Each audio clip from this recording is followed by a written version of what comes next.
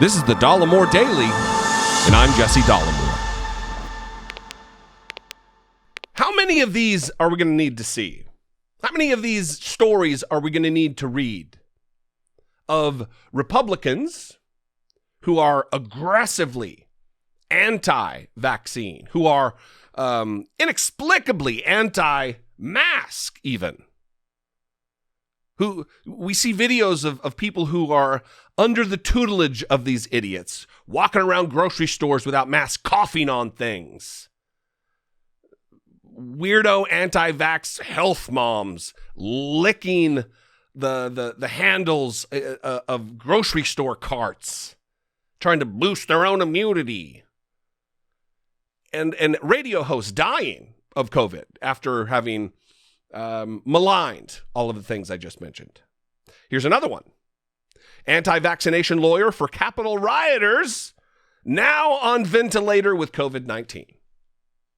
Reading from Newsweek, John Pierce, an anti-vaccination advocate and lawyer representing people arrested for allegedly participating in the January 6th Capitol riots, has contracted COVID-19 and is reportedly on a ventilator.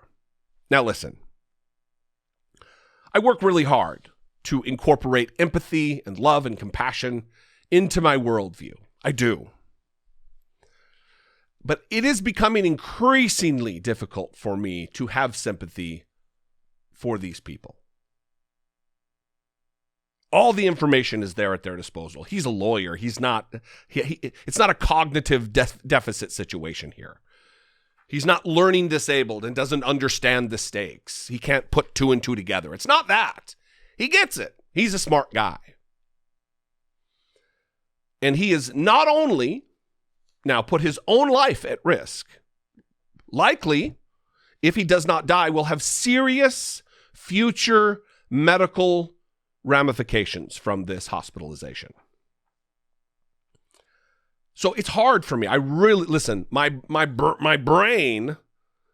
I have to train myself into no. Don't be spiteful. Don't be sympathetic. Be empathetic for this person. But it's real hard. When Pierce failed to appear at a Wednesday court hearing for Capitol riot suspect Shane Jenkins, his colleague Ryan Marshall told the judge, quote, "Mr. Pierce is in the hospital, we believe, with COVID-19 on a ventilator. Non-responsive," the Independent reported. Pierce has publicly made comments against the COVID-19 vaccine and mask mandates. On August 17th, just a week ago, Pierce tweeted, "The entire 82nd Airborne couldn't make me get an experimental government vaccine stuck in my arm." And this is where my empathy and sympathy starts breaking down. It's when someone who has a following and has power and has influence over others also tweets out to the masses of his unwashed followers, his uneducated followers, nonsense like this, whipping them up into a fervor, cementing their already rampant doubt in the vaccine. And on July 28th, he tweeted, "This whole thing is just beyond ridiculous at this point. Take your mask off and live your life. We are Americans. I can't even believe this has to be said. If you want to do something about COVID, tell your congressman to man up and declare war on the Chinese Communist Party." Real difficult for me to have sympathy for this man as he lies close to death. It's one thing if you harm yourself. That's what this is all about. It's one thing if you harm yourself. If you don't want wear a helmet when you ride your motorcycle, do your worst. Scramble the eggs inside of your head. Do your deal.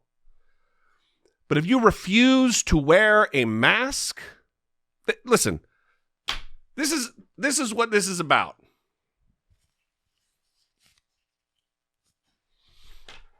This is it. I can still talk. You can still hear me. This is all it takes. Had this ding-dong done this, we may not be talking about this story. And I'll just continue. On July 4th, he called the Army vaccine mandate a final phase designed purge of patriotic Americans from the Army. He added, prepare for anything and everything at this point. This goes deeper than anything I thought even a few months ago. No one should be taking any of these vaccines, least of all, the military. The military is already mandated to receive vaccines. Maybe he didn't serve. When I was in the Marine Corps, you get vaccines. There's a panoply of vaccines that you receive when you get to boot camp.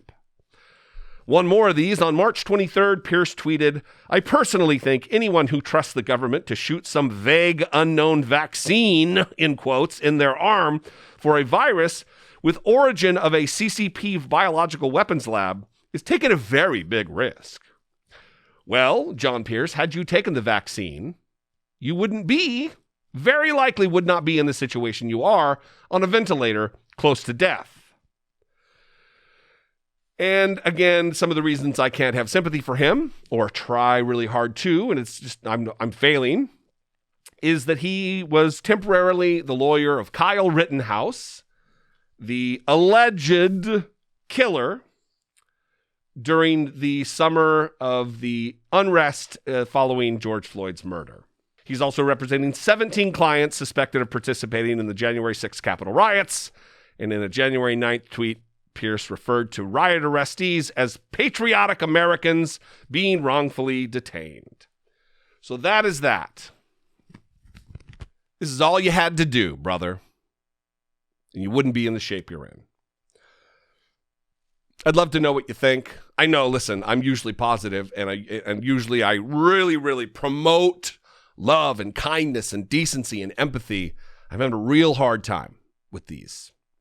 What do you think, though? I'd love to hear from you. You can leave me a brief voicemail, 714-576-4054. Of course, you can email me daily at dollemore.com. You can follow me on social media. I'm on Twitter and Instagram and TikTok and all of the social medias. Please consider supporting my work. If I bring you value, just a little bit of value, I would encourage you to consider supporting my work. You can go to patreon.com/IDoubtItPodcast. If you're comfortable here on the platform, you can click the join button right below this video and do the same thing. Anyway, I would appreciate your support, and I appreciate your viewership, your listenership, your audience-ship. You guys are great. I'll see you next time. Until I do, be genuine. Take care of one another.